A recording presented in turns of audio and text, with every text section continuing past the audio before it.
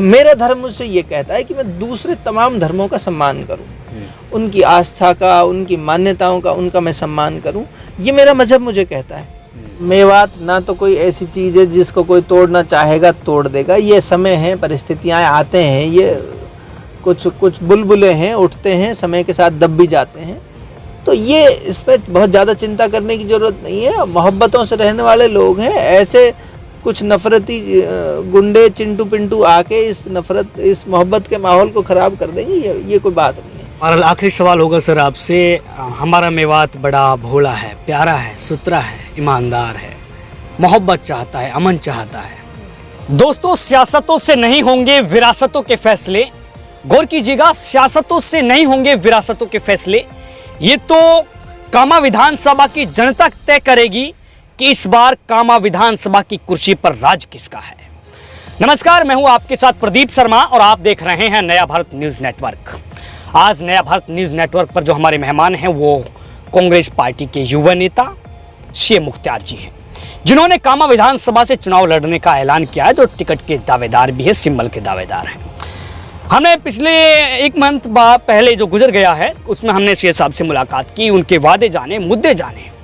जब इसे मानो तो हमने भी पूरा कामा विधानसभा का रुख किया, गांव-गांव के आवाम और एक खास चौराहे पर पहुंचे लोगों की सर्वे की, मूड जाना, राय जानी, लोगों ने स्वतंत्र तरीके से पेश की। शेख साहब मेरे साथ में कुछ सवालों के जवाब लेने के लिए आज एक बार फिर उनको इस इंटरव्यू में जोड़ रहे हैं। सर, स्वागत है आपका।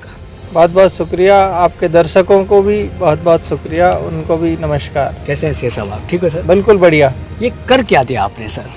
हम जाते हैं, हालात बहुत चेंज हुए पड़े हैं सर, ये क्या कर दिया? आप अब मुझसे ये पूछेंगे कि आप सवाल क्या कर रहे हैं, लेकिन मैं चाहता हूँ कि जवाब अगर ऐसे ही दे पाएँ तो बड़ा बेहतर रहेगा। ये क्या कर दिया आप? देखो, हमने किया है और कुछ परिस्थितियां भी ऐसी हैं इलाके की, क्योंकि बहुत एक लंबे समय से एक नीरसता और एक पॉलिटिकल लीडरशिप की एक बड़ी कमी थी जो लोगों ने महसूस की। तो वो भी एक कमी इसका बड़ा रीज़न है, जिससे लोगों में एकदम से जैसे हम आए तो लोगों ने कोई एक उम्मीद जगी। लोगों को लगा कि यार एक व्यक्ति है जो हमारे मन की बात करता है, जो वो बात करता है जो हम सुनना चाहते हैं, जो हमारे बच्चों की बात करता है। मेरा जो ये सब जानने का मकसद है, इतनी कम उम्र में इतनी लोकप्रियता, मानो मैं तो हैरान हो जाता हूँ, लोगों के बीच में जाता हूँ। ये प्रशंसा नहीं कहूँगा आपकी मैं, ऐसे कैसे कॉन्टेक्ट लोगों से बनाया, क्या कर दिया आपने जनता को अपनी ओर ऐसे सम्मानों की? शेख मुख्तार। यकीनन लोग हमें कमेंट करते हैं कि आप तो मुख्तार जी के प्रशंसक बन के घूम रहे हैं, लेकिन बिलीव करना बड़ा मुश्किल हो रहा है जनता के लिए, हमारे लिए। ये क्या है? देखो, ना तो लोकप्रियता के लिए मैंने ये काम शुरू किया है और ना लोकप्रियता कोई पैमाना है इस चीज़ का। बेसिकली जब आप किसी अच्छे काम की शुरुआत करते हो और जब लोग आपसे जुड़ा हुआ महसूस करते हैं तो लोकप्रियता अपने आप होने लगती है। ये एक नियम है। आप कह रहे हो तो मैं इस बात को मान सकता हूँ, बट लोकप्रियता इसका कोई पैमाना नहीं है। इस काम की ज़रूरत को और इस काम की महत्वता को जानने के लिए लोकप्रियता बेसिकली मैं समझता हूँ कोई पैमाना नहीं है। अच्छा सर, हम चौक चौराहे पे गए, हमने हर चौराहे पे दर्जन भर लोगों से बात की, ऐसे हज़ारों सैकड़ों हज़ारों लोगों से मुलाकात की। बड़ी भावनाएं हैं लोगों को आपसे, बहुत उम्मीद करें शेख साहब हमारी शिक्षा को सही करेंगे, रस्तों को सही करेंगे, बिजली को सही करेंगे। बहुत सारी प्रॉब्लम्स मिली, जो बिजली महकमे के लोगों को काम करने चाहिए वो खुद लोग अपना पैसा खर्च करके यानी कैसे कैसे वो कमाते हैं, गुजारा करते हैं और फिर अपनी लाइनों को ठीक करते हैं। बहुत सारी प्रॉब्लम्स है इलाके में। देखो, प्रॉब्लम्स हैं, लोगों को उम्मीद भी है, इसमें भी कोई शक नहीं है कि लोगों को हमसे उम्मीद भी जुड़ी है। और यकीन मानिए, जिस तरह से हम काम कर रहे हैं, जिस तरह से हमारी अप्रोच है और जिस तरह से अभी तक का हमारा जीवन रहा है, डेफिनेटली लोगों की उम्मीदों पर खरा भी उतरेंगे और लोग जितनी उम्मीद नहीं कर रहे उससे कई गुना ज़्यादा करके दिखाएंगे। अच्छा, डेफिनेटली। आपको बता दें सर, आपकी हमारी सर्वे में मंथ 1 हो गया है, हम लगातार 2 लोगों के पास में जा रहे हैं। आपको मुबारकबाद हम कुछ इस प्रकार से देंगे कि यकीनन 85% समर्थक आपके हैं। लोग आपको विधायक बना चुके हैं। अगर आपको नहीं मालूम है तो हम आपको बता रहे हैं, लेकिन चाहते हैं लोग कि टिकट कांग्रेस का होना चाहिए। क्या राय है आपकी? टिकट कांग्रेस का? कांग्रेस के लिए ही हम प्रयास कर रहे हैं। कांग्रेस के टिकट की हमारी मजबूत दावेदारी है और यकीन मानिए आप लोगों को, इलाके के लोगों को भी मुबारकबाद आप दे दीजिए। जब हम जाएं फील्ड में तो हमारी तरफ से मुबारकबाद दे दीजिए कि उनकी जो समस्या है उसका ऊपर वाले ने चाहा तो बहुत जल्दी समाधान होने वाला है। टिकट भी लेके आएंगे और फिर मजबूती से चुनाव सवाल पे मैं फिर आऊँगा, क्योंकि गंभीरता से मैं इस सवाल को लेके चला। सर यकीन मानिए मेरी बात पर आप यकीनन वास्तव में आपसे लोगों को बड़ी उम्मीदें हैं और लोगों ने आपको चुन लिया है, लेकिन फिर मैं यही दोहरा रहा हूँ कि लोग चाहते हैं कि टिकट कांग्रेस का होना चाहिए। लोगों बहुत जज्बात से बोलते हैं। मैं चाहता हूँ कि लोगों का उसी तरीके से हौसला बढ़ाएं, लोगों को आप भरोसा दिलाएं एक बार। उसकी एक वजह है कि मौजूदा जो परिदृश्य पूरे देश के सामने उभर कर आया है, उस परिदृश्य में एक पॉलिटिकल पार्टी है जिसका एजेंडा ही नफरत फैलाना है, जिसका एजेंडा ही एक धर्म विशेष के लोगों को टारगेट करना है। उस परिदृश्य की वजह से लोग बड़ी तादाद में इस पे हैं कि भाई हम व्यक्ति भी हमारी पसंद का हो और पार्टी भी हमारी पसंद की हो। तो ये दोनों का सामंजस्य, दोनों का जो समीकरण है वो अगर बैठ जाता है तो यकीन मानिए आपकी बड़े तादाद में लोग वोट देकर विधानसभा भेजने का काम करेंगे। सर हमने लोगों से बात की, मैं बार बार यही सवाल दोहरा रहा हूँ। लोग चाहते हैं कि मुख्तार जी को वोट दें, लेकिन मैं चाहता हूँ कि लोगों को आपकी पर्सनल लाइफ के बारे में कुछ मालूम हो जाए तो बड़ा अच्छा रहेगा, क्योंकि आप इलेक्शन लड़ रहे हैं, चुनाव लड़ रहे हैं। अगर आप इजाज़त देंगे तो मैं बात बिल्कुल पूछिए, लेकिन मर्यादा में रह के बात करेंगे। नहीं कोई बात नहीं, आप सवाल पूछिए और खुलकर पूछिए, कोई बात नहीं है। हाँ। आप एक युवा नेता हैं, हम जानना चाहेंगे आपके जो वालिद साहब होंगे वो आपसे पहले राजनीति में रहे हैं? नहीं, मेरे वालिद साहब राजनीति में नहीं रहे, लेकिन वो सोशली एक बड़े चिंतक रहे हैं।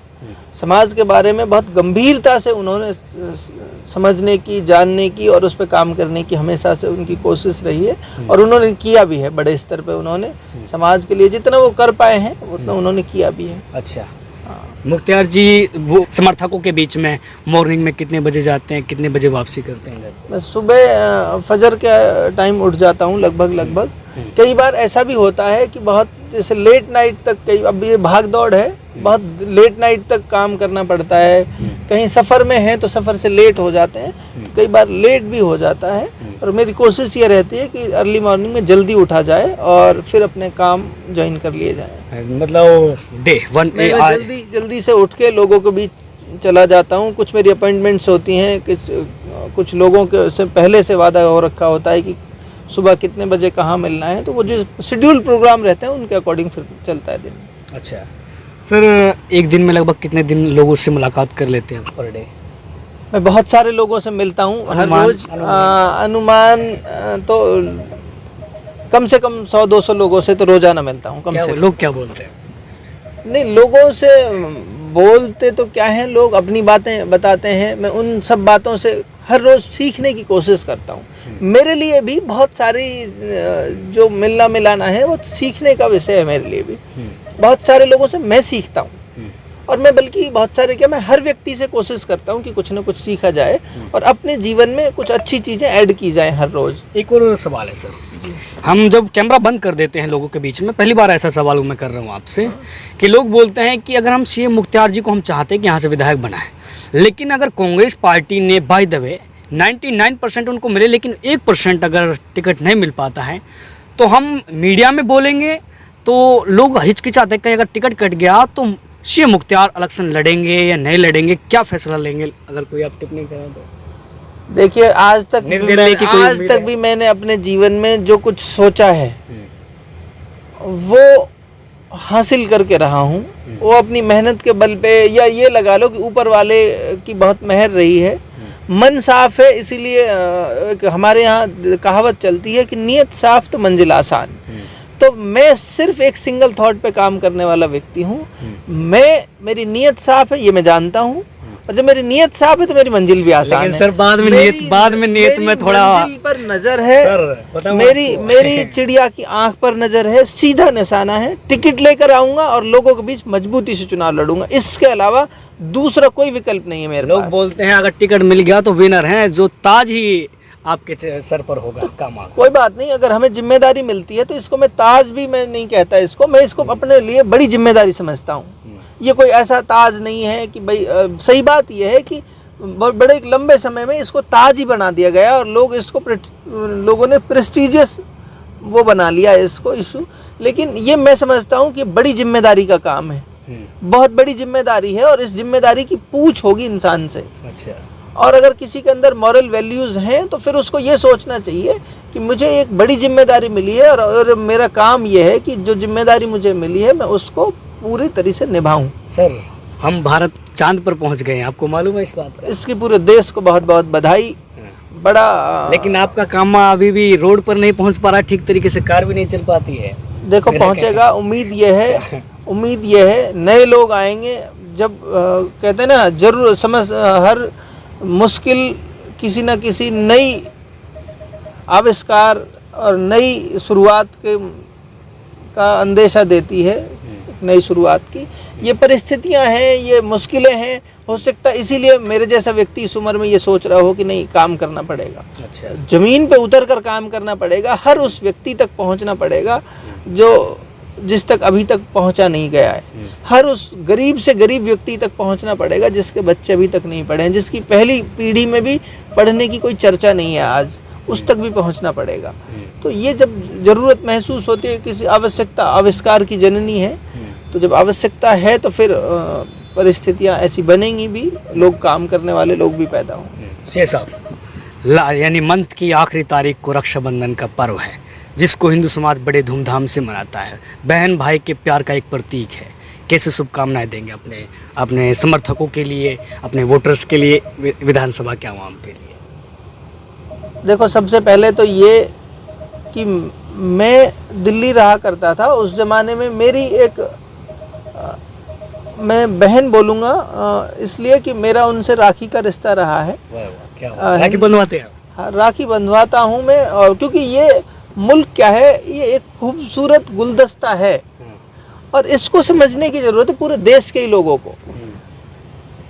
एक व्यक्ति मतलब एक समाज का एक हिस्सा है जो एक त्योहार को हर्षोल्लास से मनाता है, भाई बहन के प्यार का, प्रेम का, एक ऐसे रिश्ते का त्योहार है जिसको पूरा देश मनाता है।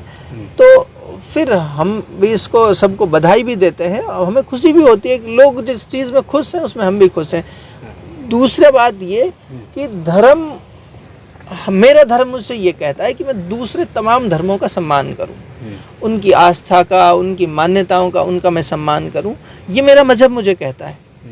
तो दूसरी बात ये कि मेरे अपने रिश्ते हैं लोगों से, तो मेरे जिनसे राखी के रिश्ते हैं, दूसरे समाज की बहनें हैं, उनसे अगर मेरे राखी के रिश्ते हैं तो मैं राखी भी बंधवाता हूं उनसे और उनका मैं मान सम्मान भी करता हूं। बड़ा सर खूबसूरत रिश्ता है, यकीनन बहुत लोग जो अच्छी सोच वाले होंगे वो आपको बधाई देंगे इस बात पर। लेकिन सदियों से ये रिश्ता चला आ रहा जिसको तोड़ने की कोशिश की जा रही है। आप देख रहे हैं लगातार बाहरी लोग आकर किस तरीके से हमारे मेवात को ख़राब करते हैं, आग के हवाला कर दिया जाता है, गाड़ियाँ फूंक दी जाती है प्रशासन की। और लेकिन वहीं आपके राजस्थान प्रदेश के अंदर कल बहुत बड़ी किसानों की पंचायत हुई जिसमें फैसला लिया गया कि ये भाईचारा ख़त्म नहीं होने दिया जाएगा, हम इसी तरीके से देखो मेवात ना तो कोई ऐसी चीज़ है जिसको कोई तोड़ना चाहेगा तोड़ देगा। ये समय है, परिस्थितियाँ आते हैं, ये कुछ बुलबुले हैं, उठते हैं, समय के साथ दब भी जाते हैं। मेवात की संस्कृति, मेवात की परंपरा ऐसी कमज़ोर नहीं है कि किसी ने आया और एक दिन में उसके आने से हा हुल्लड़ मचाने से टूट जाएगी। आप सबसे बड़ी बात तो ये है कि मेवात के अंदर रहने वाले सभी धर्मों के लोगों में आपस में कोई लड़ाई झगड़ा नहीं है, आपस में कोई आज तक भी हुआ ही नहीं।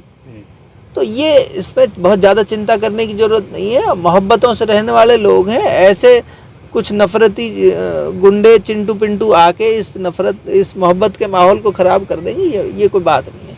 मैं इसको बहुत ज़्यादा ना ही तो ऐसे लोगों को मैं तवज्जो देता हूँ कि उनके बारे में बात करें हम, ये परिस्थिति है। दूसरी बात लॉ एंड ऑर्डर का इशू है तो प्रशासन देख लेगा, उनको भी निपट लेगा उनसे जो प्रशासन का ख़राब करेंगे मामला। अच्छा, हमारा आखिरी सवाल होगा सर आपसे।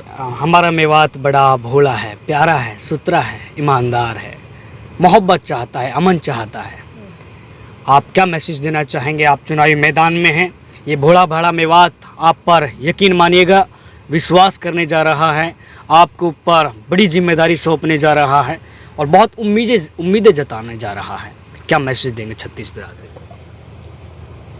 मैं पूरे इलाके के लोगों को, क्योंकि इसके साथ में अक्सर विश्वासघात हुआ है सर। मैं सिंपल एक ही थॉट पे काम किया है मैंने आज तक, और पूरे देश के लोगों को बल्कि कहूँगा, क्योंकि ये मुद्दा बहुत सेंसिटिव है। एक मैसेज तो मेरा ये है कि नफरतों का कभी भी सॉल्यूशन नफरतें नहीं है। नफरतों को मोहब्बतों से मिटाएंगे, और पूरे देश के लोगों को, पूरे इलाके के लोगों को ये मेरा संदेश है कि चंद लोग हैं जो नफरत कर रहे हैं, और वो भी कोई बाहर के नहीं है, हमारे अपने ही हैं। कुछ गलत फहमियाँ हैं और कुछ भटक गए हैं रास्ते से, उनको भी मोहब्बतों से समझाएंगे, उन गलत फहमियों को दूर करेंगे। एक दिन में नहीं तो ना तो गलत फहमियाँ पैदा होती हैं, ना एक दिन में दूर होती हैं। कोशिश करेंगे, अब ज़रूरत महसूस कर रहे हैं, इस पर काम करेंगे। सभी समुदायों के लोगों के साथ बैठ के मिल के उन गलत फहमियों पर भी काम करेंगे। आपको एक बात और बता दूं, मेवात के बारे में एक परसेप्शन क्रिएट करने की कोशिश की गई है पहले, कि ऐसा इलाका है, वहाँ चले जाओ तो जिंदे आओगे या नहीं आओगे, ऐसी बातें। जबकि मैं ये समझता हूँ पूरी दुनिया में मेवात से ज़्यादा सेफ इलाका कोई नहीं है इंसानों के लिए। यहाँ कोई जानवर को मारने पे भी ये कहता है कि यार उस पर गुनाह पड़ेगा, उस पर पाप लगेगा। तो और थोड़े मोड़े लोग हर समाज में रहते ही हैं, तो इसलिए बहुत ज़्यादा चिंता करने की ज़रूरत नहीं है। मेवात इलाका ऐसा इलाका है जो पूरी दुनिया में मिसाल है मोहब्बतों की, भाईचारे से रहने की। और मेरा संदेश भी सबके लिए ये है कि प्यार से रहें, मोहब्बत से रहें, अपने सभी धर्म के लोगों के साथ मिलजुल कर रहें। आपके पार्टी के सबसे बड़े नेता राहुल गांधी जी ने भारत जोड़ो यात्रा, मोहब्बत की दुकान खोली। आप कामा जोड़ो यात्रा कहूँ या फिर कामा में कब मोहब्बत की दुकान खोलेंगे? कामा में पहले से मोहब्बत की दुकान ही है, और देश में इसलिए ज़रूरत थी कि देश में कुछ जगहों पर नफरतें फैलाई हुई थी, और कामा में जहाँ कहीं ऐसी ज़रूरत है तो हम जाकर, दुकान यहाँ खुली हुई है। ये मोहब्बतों का तो बाजार है, पूरा दुकान नहीं है, ये तो मोहब्बतों का ही शहर है, ये मोहब्बतों का ही इलाका है। तो यहाँ तो किसी एक दुकान की ज़रूरत नहीं है, न एक दुकान कोई है, यहाँ तो हर जगह मोहब्बत है, यहाँ नफरत जैसी कोई मामला ही नहीं है। अच्छा, हाँ, तो कोई बात नहीं है। ये इलाका अमन अमान का इलाका है, इसमें ये तो मिसाल है पूरे देश के लोगों के लिए कि कैसे सब धर्मों के लोगों का कैसे एक दूसरे के साथ मोहब्बत से, प्यार से कैसे रह सकते हैं। ये पूरा देश, उसकी पूरे देश के लिए मिसाल है। अच्छा सर, आप अपने हत्या के निशानों को लेकर लोगों के बीच में जाते रहिए, हाथ मिलाते रहिए। बहुत बहुत शुक्रिया। Thank you. बहुत बहुत शुक्रिया, आपका भी बहुत बहुत शुक्रिया। ये थे कांग्रेस पार्टी के युवा नेता सीएम मुख्तार जी, जिनसे हम लोगों ने खास बातचीत की है। यकीनन लोगों के दिल पर राज करना स्टार्ट कर दिया, लोगों के दिलों में छा गए, लोगों की भावनाएं एक अलग सामने निकल करके आ रही हैं। सीएम मुख्तार से हम लोगों ने बातचीत की है, लोगों के सवालों को मद्देनज़र रखते हुए लोगों ने डिमांडें की, ये भी पता करो, वो भी पता करो, सीएम मुख्तार बाद में क्या करेंगे, पीछे क्या करेंगे, आज क्या कर रहे हैं, क्या करते हैं। बहुत सारे सवालों को लेकर हमने बातचीत की सीएम मुख्तार जी से। तमाम सवालों के जवाब सीएम मुख्तार जी ने सरलतापूर्वक दिए, मुस्कुराते हुए दिए, हर सवाल को गंभीरता से दिया। खैर देखना होगा, ये तारीख और समय पर डिपेंड करता है कि इस बार कांग्रेस पार्टी किसको अपना सिंबल टिकट सौंपेगी। यदि टिकट सीएम मुख्तार जी को दिया तो ये जनता का प्यार क्या इतना मिल पाएगा कि यहाँ से विनर होंगे, क्या विधायक बनेंगे, ये भी घड़ी और तारीख का इंतजार। इस घड़ी और इस तारीख के लिए आप लोग नया भारत के साथ जुड़े रहें, क्योंकि यहाँ कभी भी खबरों का सिलसिला नहीं थमता। Thank you.